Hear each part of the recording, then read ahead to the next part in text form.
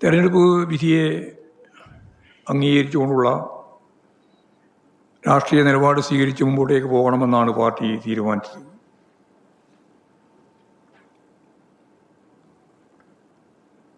കുതിര കച്ചവടത്തിലൂടെ അധികാരം പിടിച്ചെടുക്കുക എന്നുള്ള സമീപനം പാർട്ടി ഒരു ഘട്ടത്തിലും സ്വീകരിക്കുന്നില്ല. ഇടതുപക്ഷവുമായി സഹകരിച്ച് മുന്നോട്ടേക്ക് വരാൻ തയ്യാറുള്ള സ്വതന്ത്രന്മാരുൾപ്പെടെയുള്ളവരുമായൊക്കെ ചേർന്ന് ചില സ്ഥലങ്ങളിൽ ടൈ വന്നിട്ടുള്ള പഞ്ചായത്തുകളും ബ്ലോക്ക് പഞ്ചായത്തുകളും ഒക്കെ ഉണ്ട്. അവിടെ അങ്ങനെയുള്ളവരുമായി ചേർന്ന് ഭരണത്തിലേക്ക് വരിക എന്നതിൻ്റെ അപ്പുറം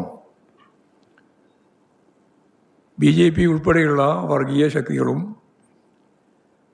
ഫാസിസ്റ്റ് ശക്തികൾക്ക് തുല്യമായ നിലയിൽ പ്രചാരവേല നടത്തുന്ന ജമാഅത്തെ ഇസ്ലാമി ഉൾപ്പെടെയുള്ള വിഭാഗങ്ങൾ ചേർന്ന ലീഗും അതുപോലെ കോൺഗ്രസും ഒക്കെ ആയിട്ട് ഒരു മുന്നണിയുടെയും പ്രശ്നം പാർട്ടി ആലോചിക്കുന്നേ ഇല്ല. ആരുമായിട്ടില്ല. അവരും BJP ചേർന്നിട്ടല്ലേ തിരുവനന്തപുരത്തെ ഞങ്ങളുടെ ഭരണ സംവിധാനത്തെ തന്നെ തകർത്തത്. ഇപ്പോൾ സ്വാഭാവികമായിട്ട് ഇടതുപക്ഷ ജനാധിപത്യ മുന്നണി എല്ലാ കാലത്തും കാത്തു സൂക്ഷിക്കുന്നതിൻ്റെ രാഷ്ട്രീയ മര്യാദ കാത്തു സൂക്ഷിച്ചുകൊണ്ട് തന്നെയാണ് മുന്നോട്ടേക്ക് പോകാൻ ഉദ്ദേശിക്കുന്നത്.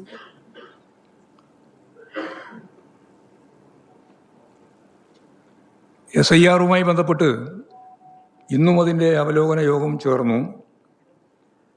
ഇപ്പോഴേതാണ്ട് 30 ലക്ഷത്തോളം വോട്ടർമാരുടെ പേര് തള്ളപ്പെടുന്നു എന്നുള്ളതാണ് ഇന്നത്തെ ഏറ്റവും അവസാനത്തെ യോഗത്തിലെ റിപ്പോർട്ട്. ഈ 20-ാം തീയതിയോടുകൂടി അതിൻ്റെ ഫൈനലൈസ് ചെയ്ത് 21-ന് വോട്ടർ ലിസ്റ്റ് പ്രസിദ്ധീകരിക്കുമെന്നാണ് പറയുന്നത്.